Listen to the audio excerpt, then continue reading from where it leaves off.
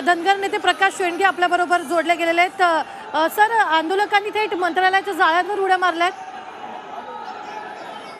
हो हो, कारण काय झालंय की मुख्यमंत्र्यांनी आम्हाला लेखी आश्वासन दिलं होतं की 15 दिवसामध्ये धनगर आरक्षणाला जी आर काढला जाईल। ही मुदत 30 तारखेला संपलेली आहे। आता 1 तारखेपासून 7 दिवस ते सुधाकर शिंदे साहेबांचा अहवाल सादर व्हायला 7 दिवस लागले। तशी उदासीनताच असल्याचं जाणवत झालंय। त्यामुळे थोडे आमचे तरुण जे आहेत ते थोडे आक्रमक झालेले आहेत, थोडे डिस्टर्ब झालेले आहेत आणि म्हणून अशा प्रकारची आंदोलनं जे आहेत ते करण्यास प्रवृत्त होत आहेत। मी तर आवाहन केलेलं आहे सगळ्यांनी लोकशाहीच्या मार्गाने शांतपणे जेवढं आंदोलन करता येईल तेवढं केलं पाहिजे। आधी आता उद्या कॅबिनेट आहे, उद्या कॅबिनेट असल्यामुळे उद्या कॅबिनेटमध्ये जी आर निघायला पाहिजे अशी एकंदर समाजाची भावना आहे।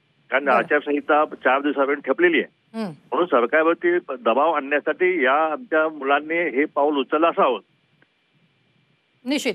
धन्यवाद प्रकाश शेंडगे, धनगर समाजाचे नेते आपल्या बरोबर जोडले गेलेले आहेत। आणि या ठिकाणी जर आपण पाहिलं, धनगर आरक्षणासाठी मंत्रालयाच्या जाळीवर थेट कार्यकर्त्यांनी जे ते उड्या मारल्याचं पाहायला मिळतंय।